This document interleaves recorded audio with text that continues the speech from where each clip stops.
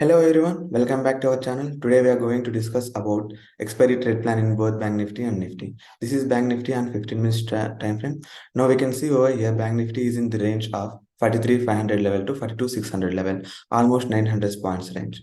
And again it is reaching to its resistance level, that is 43,500. If tomorrow opens flat and crossing this level, then we can initiate our buying position till 43,500 level.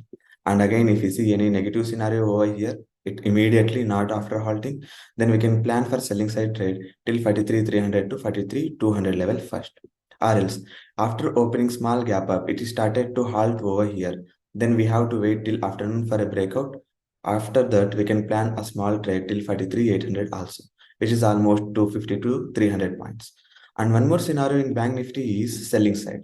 If tomorrow, after opening a very good gap up, it is showing any negative scenario over here, then we can start selling till 43,200 to 43,100 levels. This is the expiry trade plan in Bank Nifty. Or else, if you are going for option selling, then plan your support and resistances, and according to it, you can initiate your trades.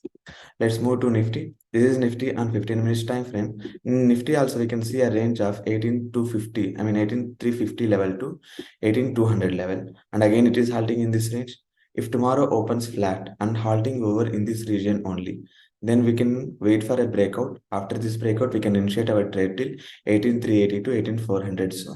Or else, if it is crossing these lows and sustaining, then we can plan a trade till these trend lines only.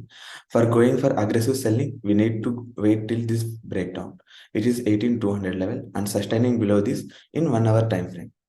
After that, we can initiate our trades till these zones, which is 18,100 to 18,000 level as well.